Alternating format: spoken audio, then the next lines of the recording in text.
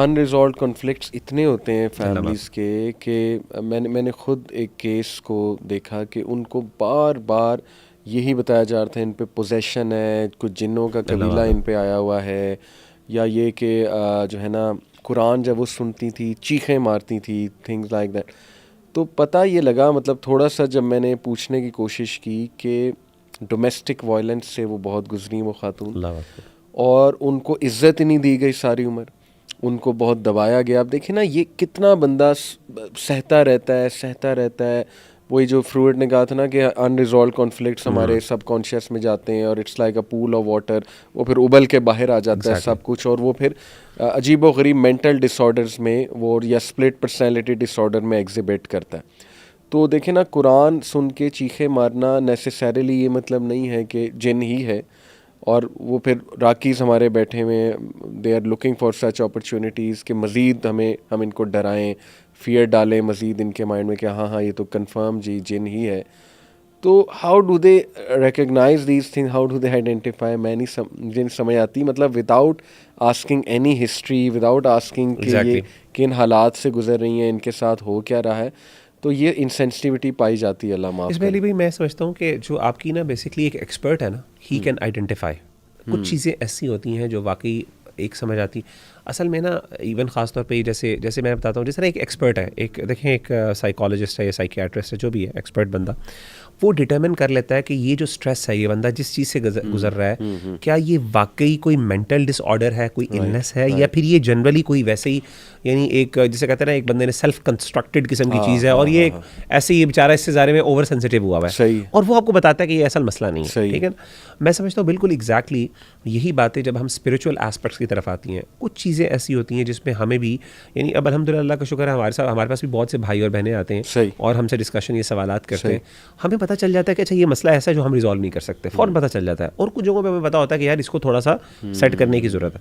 तो मेरे पास कई दफ़ा ऐसा हुआ, एक दफ़ा मसले आए मेरे पास, एक दफ़ा आया, मैंने सीरियसली अल्लाह की तरफ से मैंने उसको बड़े ना स्ट्रिक्टली उस बंदे के साथ डीलिंग की, यानी मैंने उसको थोड़ा डांटा उस भाई को, तो मैंने देखा it work fine, he was fine अल्हम्दुलिल्लाह, बिकॉज़ मुझे अंदाजा हो गया था कि यार ये ओवर थिंकिंग कर रहा है। मैंने पहले प्यार से समझाने की कोशिश की, नहीं समझ आई, फिर मैंने जरा सख्ती की तो मुझे अंदाजा हुआ कि यार ये वो बंदा है जो सख्ती से समझेगा। तो कहने का मतलब ये होता है कि हमें भी अब मोटा मोटा अंदाजा हो जाता है कि यार क्या है। तो ऑब्वियसली एक वो बंदा जिसने फील्ड एक्सपीरियंस है, जिसका एक्सपीरियंस है, जिसने बाकायदा इसको स्टडी किया हुआ है, उसके मुख्तलिफ एस्पेक्ट्स हैं, चाहे वो स्पिरिचुअली हो चाहे साइकोलॉजिकली, वो बड़े आराम से डिटरमिन कर सकता है। एक मुस्लिम साइकोलॉजिस्ट बड़े आराम से डिटरमिन कर सकता है साइकोलॉजिकल इशू है कि नहीं, या स्पिरिचुअल इशू है। इसी तरीके से एक माहिर राकी जो स्कॉलर है, वो बड़े आराम से डिटरमिन कर सकता है कि ये मसला स्पिरिचुअल है कि नहीं, ये स्पिरिचुअलिटी की वजह से, ये वैसे ही उसके दिमागी मसला है, मेंटल इलनेस की वजह से। और ये जो मॉडर्न हमारे साइकियाट्रिस्ट साइकोलॉजिस्ट हैं, इनसे मेरी रिक्वेस्ट है कि प्लीज़ आप भी दूसरी एक्सट्रीम पे ना जाएं। एग्जैक्टली, आप भी टोटल स्पिरिचुअल उसको इनकार ना कर दें। थोड़ा सा खुद पढ़ें, नॉलेज हासिल करें, और बड़ा रोल है आपकी, दवाइयों का भी रोल है, रुकिया का भी रोल है, स्पिरिचुअल सॉल्यूशंस का भी बड़ा रोल है, कुरान मजीद का रोल है, स्पिरिचुअल काउंसलिंग का बहुत बड़ा रोल है। तो वो भी ज़रा दूसरी देखें ना, वो अगर उसको मज़ीद म्यूज़िक पे लगा दें, अल्लाह माफ़ करे, एक टोटल डिप्रेस्ड बंदा है, तो म्यूज़िक मतलब वो आपको मज़ीद अनस्टेबल करेगा, जो उसके इफ़ेक्ट्स हैं आपके, जो केमिकल इम्बैलेंस म्यूज़िक क्रिएट करता है। अरे भाई यहाँ पे एक और चीज़ जो मैं चाहता हूँ, जो आप भी थोड़ा सा इस पर कमेंट करें, जो हमारे यहाँ ना, अल्लाह माफ़ करे, ये हम समझते हैं कि जो काउंसलिंग है ना, हर बंदे को नहीं करनी चाहिए, मैं समझता हूँ, स्पेशली जो कुछ काउंसलिंग के केसेस अगेन समझता हूँ। और हमारे यहाँ कुछ लोग ना, इनके पास काउंसलर्स के पास जाते भी नहीं, प्रोफेशनल हेल्प लेते भी नहीं। सही। और मैं समझता हूँ कि मैं और हमने माशाल्लाह, ये हमारी कोशिश होती है, आप भी करते हैं, और इसमें मैं चाहता हूँ आप मज़ीद बात भी करें कि कई दफ़ा आपको प्रोफेशनल हेल्प चाहिए होती है, और हमें रिकमेंड स्कॉलर्स को और रिलीजियस तबके को चाहिए कि वो प्रोफेशनल्स की तरफ रिकमेंड करें। और वो ना, इसमें कोई अल्लाह माफ़ करे, देखें हमारे यहाँ मेंटल इलनेस का जो लफ्ज़ है ना, इसको हम समझते हैं कि बंदा पागल है। कहते हैं मेंटल इलनेस का मतलब है क्रेजी है, बिल्कुल, यानी वो अल्लाह माफ़ करे ना।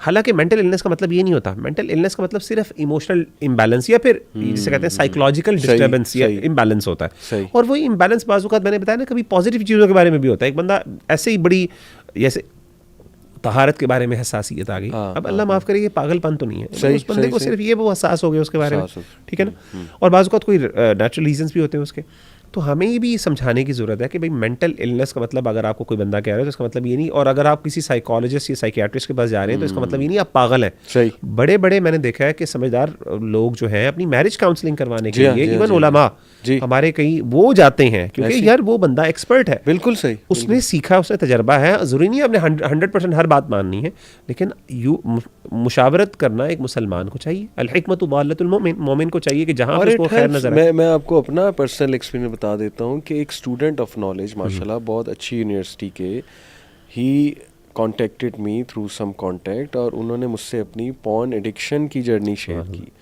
और मैंने उनको बल्कि कहा कि आपके पास तो माशाल्लाह इतने बड़े बड़े उलमा मौजूद हैं, तो आप माशाल्लाह क्यों नहीं उनके पास, मेरा ही क्यों आपने, मेरा नंबर क्यों आपने लिया।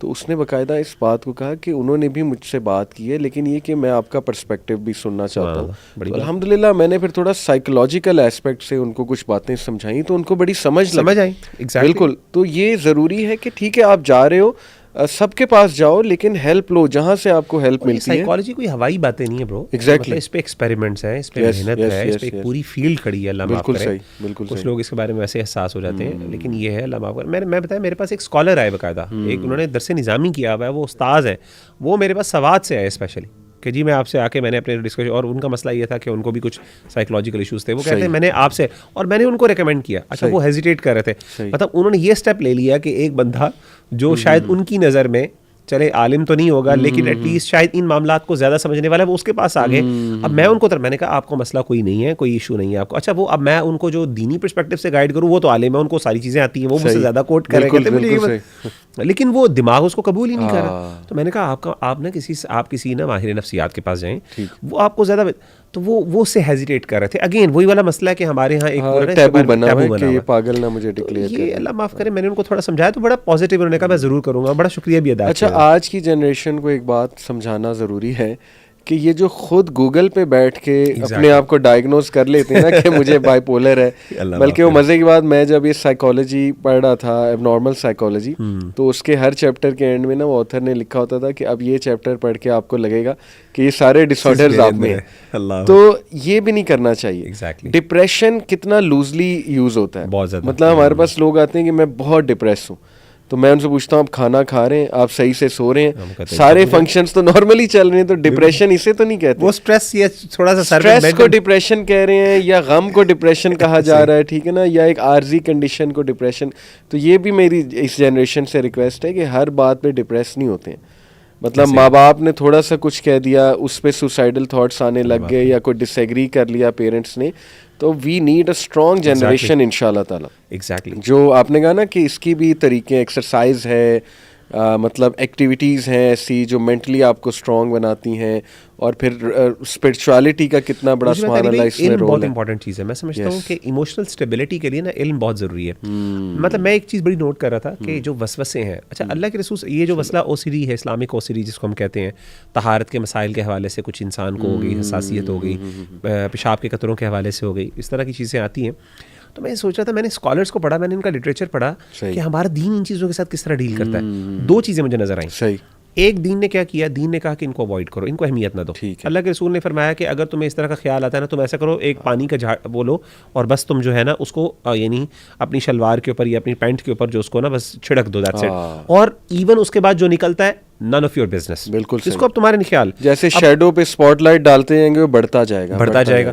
तो अल्लाह के रसूल ने फरमाया कि अगर तुमने क्या करना है, तुम्हें फील हुआ है, बाकायदा फील हुआ है, तुम ऐसा करो, सिंपल पानी का लो और उसको जो है ना छींटे मार दो। इसके बाद जो होता है, नन ऑफ योर बिजनेस। अब शरीयत ने हुक्म दे दिया कि अब तुमने सोचना नहीं इसके बारे में। पहली चीज़ ये है कि अवॉइड करो इसको, ठीक है ना।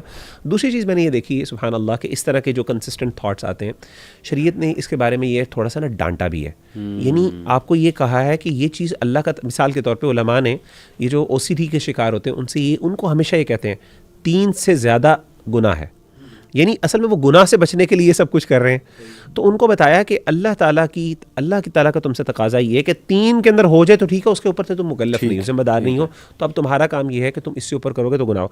तो थोड़ा डांट वाला, थोड़ा सा ना आपको उनको थोड़ा सा डिसिप्लिन भी करने की ज़रूरत है। और इंसान को, मैंने वही वाली बात बताई कि देखें, सुसाइड से रिलेटेड मसाइल में शरीयत ने सख्ती क्यों की है। यानी नेचुरली एक बंदा समझता है यार एक बंदा इतनी मुश्किल से गुजर रहा है, उसके साथ हमदर्दी, हमारा दीन कहता है यहाँ पे हमदर्दी ना करना, हमदर्दी नहीं हमदर्दी करनी। वाला फेज पहले था। हाँ। अब ये बंदा उस वर्ष पे अब इसको सख्ती की जरूरत है, अब इसको हीरो ना बनाया अब जाए इसको हीरो ना कि बनाया इसने जाए। सुसाइड और कर इसी ली। तरीके से अली भाई जिस तरह मैं देखता हूँ ना, ये जो मेंटल इलनेस के शिकार होते हैं, अगर आप किसी ये हॉस्पिटल्स में जाते हैं जहाँ पे इस तरह के लोगों को रखा जाता है, वहाँ पे कुछ जगहों पे उनको मेजॉरिटी ऑफ द टाइम सख्ती करनी पड़ती है। बिल्कुल, बिल्कुल, यानी बिल्कुल। इंसान सख्ती, सीधी बात, डंडों का पीर है। सही बात, कई सही जगहों पे आपको करना पड़ता है। इट डजंट मीन कि हम उनसे हमदर्दी ना करें, ये असल में हमदर्दी होती है उनके साथ, लेकिन आपका एक्शन, वो जो एक स्ट्रिक्टनेस, क्योंकि आपको अपनी जात के लिए वो चाहिए उस सही, वक्त। आप अपने जात से ओ मैं बेचारा, मैं आपकी ये फीलिंग्स होंगी ना, तो नेचुरली आप अपने जस्टिफाई करोगे कि मेरी सुसाइड को। लेकिन जब आप कहेंगे यार मैं क्यों कर रहा हूँ, मतलब why am I thinking that, मैं पागल हूँ, मैं बच्चा हूँ, मैं छोटा हूँ, आपको इस तरह का एटीट्यूड अपने बारे में एक वॉरियर का डेवलप करना है ताकि आप उस चीज़ से बाहर निकल सको। मैं आपको कुछ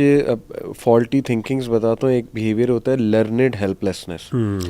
over time you learn that you are absolutely helpless और इसका कुछ भी नहीं किया जा सकता, और वो पाथवे इतना स्ट्रॉन्ग बन चुका होता है आपके ब्रेन का। देखिए it's very simple. Cognitive psychology क्या कहती है कि brain is like a hard disk. आपके एक पूरा डाटा आपने उस पे ना अपलोड किया हुआ है, वो डाटा ही चली जा रहा है, आपके एक्शंस वो हैं, आपकी सोचें वो हैं, आपका जब भी कोई ट्रिगर आता है तो उसके रिजल्ट में जो बिहेवियर है वो वही है जो वो पाथवे ने बनाया हुआ है। तो सिंपल एज दैट उस पाथवे को आपने ओवरराइट करके एक न्यू पाथवे जो है ना वो बनाना। इसीलिए हमारा दीन पॉजिटिव थिंकिंग की कितनी वो करता है। अच्छा, एक चीज़ मुझे इंटरेस्टिंगली मैंने और देखी कि acceptance of the issue helps a lot. Many people they don't want to accept कि उन्हें ओसीडी है, या they don't want to accept the fact कि मुझे क्यों हो गया। तो मैंने तो कई लोगों को देखा है कि जब उन्हें ये एक्सेप्टेंस पे लाया गया कि यार मान लो है और अल्लाह की तरफ से आजमाइश है, और कोई बात नहीं, अगर अल्लाह ने मुझे इतनी नेमतें दी हुई हैं तो उसके बदले अगर ये एक आजमाइश आ गई है मैं कबूल कर लूँ यार, ओसीडी की, तो कबूल कर लूँ। और कई लोग इससे हील हुए सुभान अल्लाह कबूल करने से। वो किसी ने बड़ी खूबसूरत बात की ना, उसने कहा pain is inevitable but suffering is by choice. यानी तकलीफ तो इंसान पर अल्लाह की तरफ से आती है, लेकिन सफरिंग इंसान खुद क्रिएट करता है। अगेन यही वाली आपका जो एटीट्यूड और बिहेवियर बता रहे हैं आप कि अल्लाह माफ करे, वो कबूल ही नहीं कर रहा भाई, आप कंसिस्टेंटली रिपेल कर रहे हैं, और वो कंपेयर बहुत कर रहा है। एग्जैक्टली, स्पेशली खवातीन में। एग्जैक्टली, उनको जब काउंसलिंग की जाए ना कि नहीं आप इसको कबूल, वो कहते हैं कि नहीं फलानी जो है उसका शौहर तो ऐसा नहीं है, फलाने के इन लॉज तो बहुत अच्छे, मेरे साथ ही ये क्यों हुआ। ये रेपिटेटिवली कहना मेरे साथ क्यों, भाई कबूल कर ले, आपके साथ हुआ है तो आजमाइश है। आजमाइश आपको क्या पता उसकी लाइफ में क्या आजमाइश है, वो तो आपको बस ऊपर ऊपर से नजर आ रहा है ना। तो कबूल करना ये बड़ा जो है ना एक सोल्यूशन है। अच्छा, रोल ऑफ अज़कार, दुआज, अमेजिंग। ये तो मैंने खुद पर्सनली देखे, हम भी ऐसी स्टेट्स में जाते हैं या गए हैं पास्ट में जो एक डिप्रेशन की स्टेट है, अल्हम्दुलिल्लाह उसको हावी नहीं होने दिया। मैंने खुद दुआओं का असर देखा है, सुभान अल्लाह। मैंने एक जो है ना वो इसी तरह बंदे थे, उनको नींद नहीं आती थी, इंसोम्निया था और बहुत शदीद डिप्रेशन, गोलियां भी खा रहे थे, सब कुछ चल रहा था। मैंने वैसे ही मैंने कहा देखो आप ये सब कर रहे हैं, अच्छी बात है, चलो मैं एक एडिशन कर देता हूँ, इस दुआ को पकड़ ले। एग्जैक्टली, रब्बी इन्नी मगलूब फंतसिर, हज़रत नूह अलैहिस्सलाम की दुआ। और मैंने कहा इसको फील करके जो है ना पढ़ो, इसको ना फुल उससे पढ़ो, दिल से। तो सुभान अल्लाह, कैन यू बिलीव इट कि उसने मुझे मिरेकुलस इम्पैक्ट इस दुआ के बताया कि वाकई मैंने जब रब से कहा ना कि अल्लाह बेबस हो चुका हूँ, अब नहीं मेरे कंट्रोल में, कुछ भी नहीं रहा, तो ऐसी सकत अल्लाह सुब्हानहू व तआला ने दी, और ऐसा मतलब अल्लाह की तरफ से वो दवाइयाँ भी इफ़ेक्ट करना शुरू हो गई। तो ये होलिस्टिक एक जो है ना वो इलाज होना चाहिए इसका। तो just to wind up quickly, कुछ और मैं चाहूँगा हम नसीहत करें, जैसे लड़ाइयाँ फैमिलीज़ में, और फैमिलीज़ में तलखियाँ, तलख मिजाजी, ताने देना एक दूसरे को मेंटल टॉर्चर देना, ठीक है ना, एक दूसरे को डिग्रेड करना, कितने इससे मतलब वो डिप्रेशन जन्म लेती है और कितने ग्रजेस जन्म लेते हैं, और फिर अल्टीमेटली आपने देखा है ऐसी फैमिली में सुसाइडल केसेस भी आपको जो है ना वो बहुत मिलते हैं। तो खुदा के लिए हम रिक्वेस्ट करेंगे पेरेंट्स से भी कि अपनी ज़बानों में नरमी लाएं, सब अपनी ज़बानों में नरमी लाएं, अपने लहजों में नरमी लाएं, प्यार दें एक दूसरे को। इस पे मैं चाहूँगा आप भी ज़रा डांटें, मैं तो